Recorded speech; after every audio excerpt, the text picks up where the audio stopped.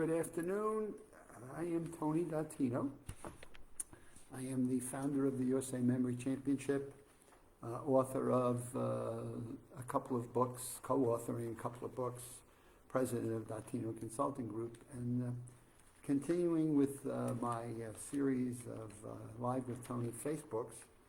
And this particular week I've been doing a 4-part series that originated from the current issue of Art Magazine. This is the July issue of Art Magazine, and I just found an article in here that is just fabulous, and I've been doing a 4-part series on it, taking the thing apart. There's just too much to cover in what I'm doing on Facebook, so it's Happiness in Hard Times, and this is the 4th part of this week's series. And it was fascinating, and I want to put this out to my Live with Tony audience. I'd love to get your feedback on this, because it talked about, in this last part, it talked about the U-curve of happiness. And the U-curve of happiness it starts, you're at a high point in your 20s, you dip down in your 40s, and you pick it back up in your 50s. And so in the article, it talked about, so what is it that goes on in our 20s, what goes on in our 40s, and what goes on in our 50s. So it talks about work with your happiness biology. I found that interesting to talk about a biology. So what is it that goes on in our life in our 20s that seems to pick us up into a point of happiness? So I started, as I was reading this, and they were talking about a Dartmouth College economist, they were talking about a neuroscientist from the University of California. So they were referencing different people who have obviously prestigious positions in different universities with a level of prestige. And so I found it interesting reading through it and saying, okay, so what goes on in our 20s that puts us at the peak of the curve? So what are we doing here? So the question for you today is, so what is it that goes on in our 20s? What happens to us in our 40s that we kind of dip down and find ourselves in the level of stress? And then what happens to us once we hit over our 50s? And I've read and studied and learned these things over the years, and I find this to be interesting. So let's think about our 20s. So if we think about things that go on in our 20s that would bring us towards the higher level, it's interesting because I've read a lot over the last year or so about the psychology of teens in college. Now we're talking teens, and so we're going from 13 to 19 years old, and the stress and the challenge they're having going through college. So I wonder if the science that they're talking about here is still valid and accurate. So I said, you know what, let me put it to my Live with Tony audience, and let's think about, so what goes on in our 20s that brings us to a level of happiness and brings us to a level where we feel good? Well, I guess we may be getting out of college. We may be having our first job. We're excited about it. We're learning new things. We're in a position where we're exploring. We still may be living at home with parents, or maybe we're excited about going out and starting on our own new life.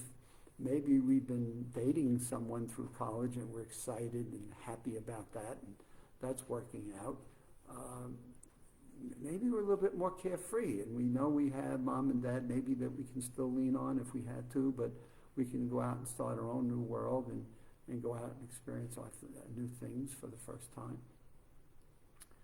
And so you think about our 20s, maybe that's a good point in our life where we're just getting out there to just go explore. So I test this with my own grandkids who are in their 20s, and they're okay.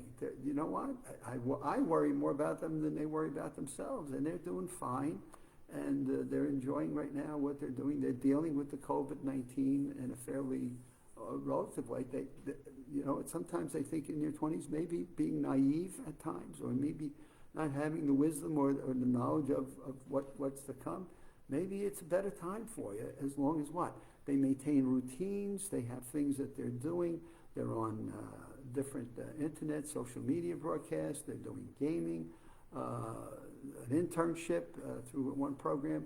So they're doing okay in that regard. So then we come along from our 20s, and we have the top part of our curve.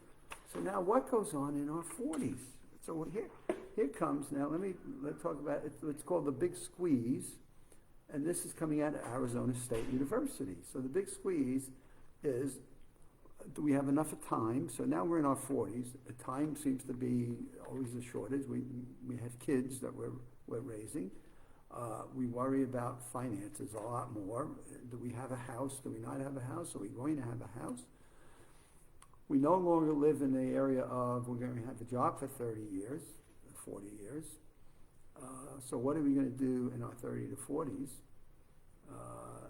in terms of a job, a house, a family? We've had our kids now. Where are our kids going? Are they in high school? Are they starting to go into college? We're thinking about college tuition. What about our own selves? What about our parents? And so in our 40s, we begin to introduce a whole level of additional stresses and anxieties. And now we're in our 40s and we're in the middle of COVID, and it's like, oh my goodness, what's happening? There's a whole lot of uncertainty that brings to a level of anxiety, and the world is turning upside down. And depending upon how often you listen to the news or read a newspaper or a report on things, right? Numbers are spiking. Are we going back into lockdown? There's just so much going on, and I guess, when I talk to my grandkids, that they seem to be handling this a whole lot better than people that I talk with that are in their 40s, the parents of these kids. So we're in a sense here where there's a whole lot more stress going on, and there's a whole lot more of recognition, acknowledging what's happening and what do we do about it.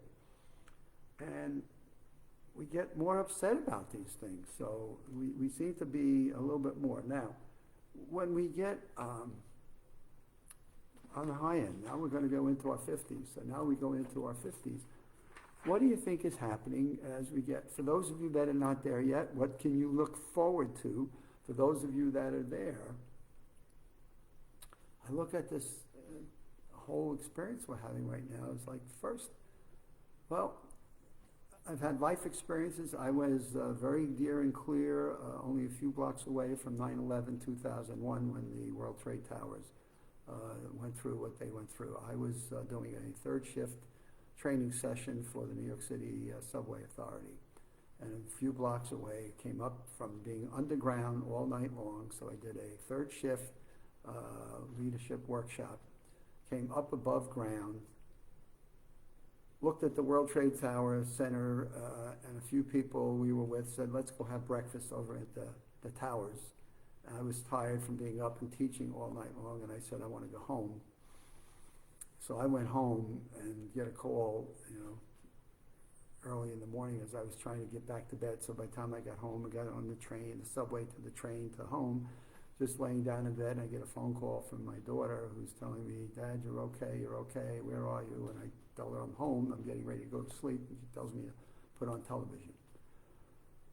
So the experiences I had during that period of time were interesting, because now as I go through this, I say, okay, as we get older, we have life experiences that help us navigate a little bit differently than if it's like this is the first time. Now, this is the first time.